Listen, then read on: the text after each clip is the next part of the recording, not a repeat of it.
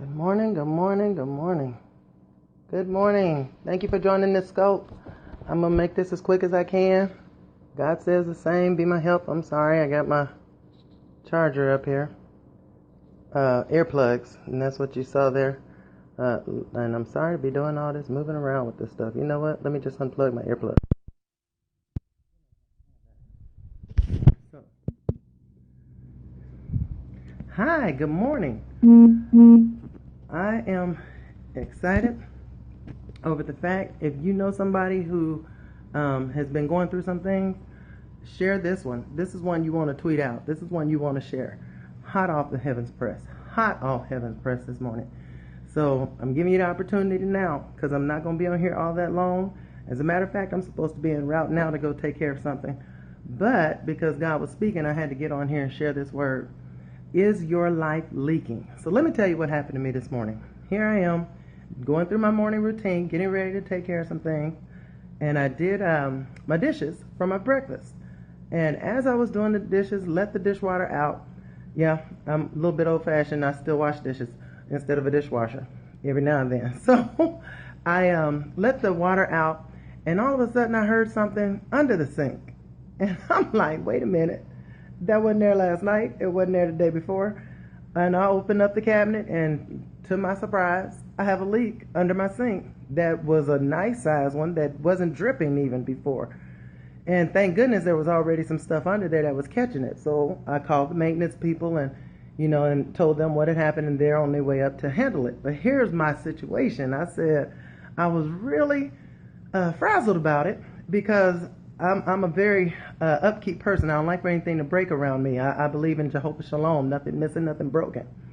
And so as I am praying about, wow, Lord, how did I miss that? How did I miss a leak that, for it to get that big that quick, it must have already been leaking.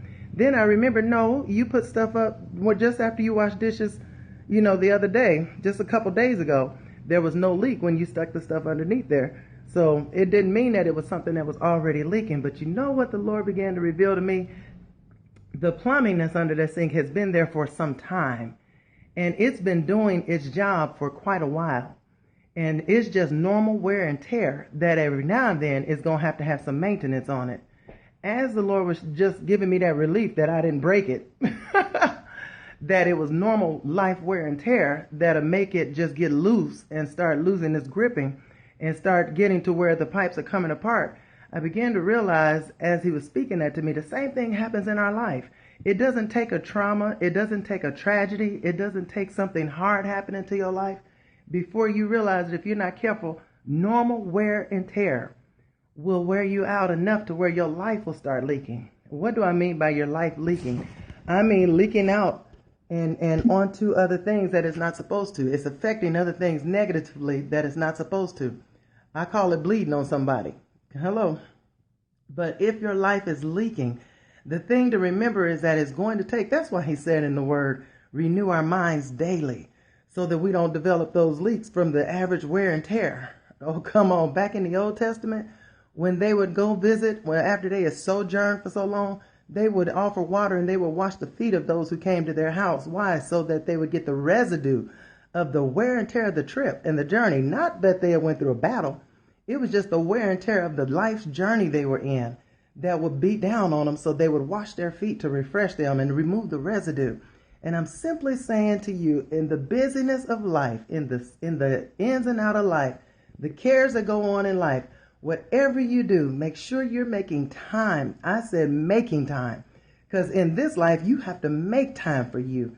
You have to make time to take care of yourself. You have to make time to make sure you're keeping yourself refreshed. Wash your own feet. What do I mean by that? Keep your soul refreshed. They don't call it the sole of your feet for nothing. Come on. S-O-L-E and S-O-U-L got something connected. So keep that refreshing on the inside. Get your daily time in with God. Get your morning glory time in. Get that opportunity to just let him, download into you. I have a lot on my plate today. This weekend period. Quite truthfully, by my agenda, I should have already been out the door and where I want to be. Yet, I made myself be still in his presence.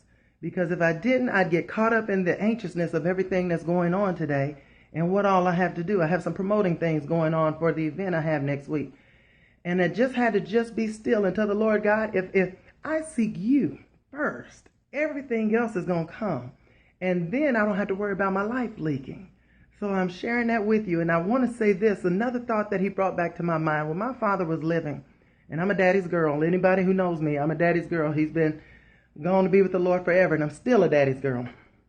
And so another reason why I'm God's girl, because he's now my daddy.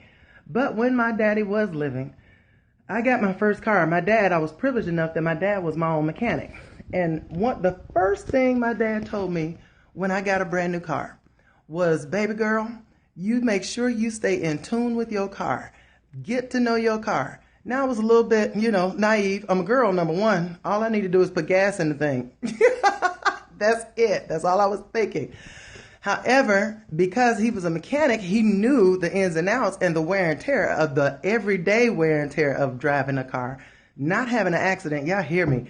I know people go through some crises in life, and yes, this works for you too, but I'm talking to you who don't go through those crises and making sure that your life don't turn up leaking.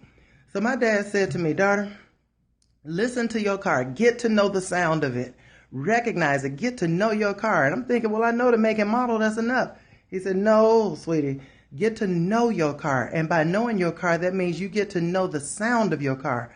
And when you get to know the sound of your car, he said, when you hear something that doesn't sound like it's supposed to, don't put it off. You bring it then, immediately, and so that we can take care of it and it don't break down. Because what's eventually going to happen is it'll come out of commission. Because I heard the leak today, something that I wasn't always hearing, and I was sensitive to it, I was able to call for help. And if you recognize there's something going on in your emotions, in your spirit, in your natural body that's not normally going on, you stop, you call for help. You let God refuse you. You get connected to a life source that's going to be able to get you strengthened and revitalized and revived and refreshed so that your life is not leaking. All right. Just wanted to share that with you this morning. Have a blessed day and take care. God love you. This is God's Girl Chiquita. And you can find me at godsgirlministries.org. Take care. Have a great day.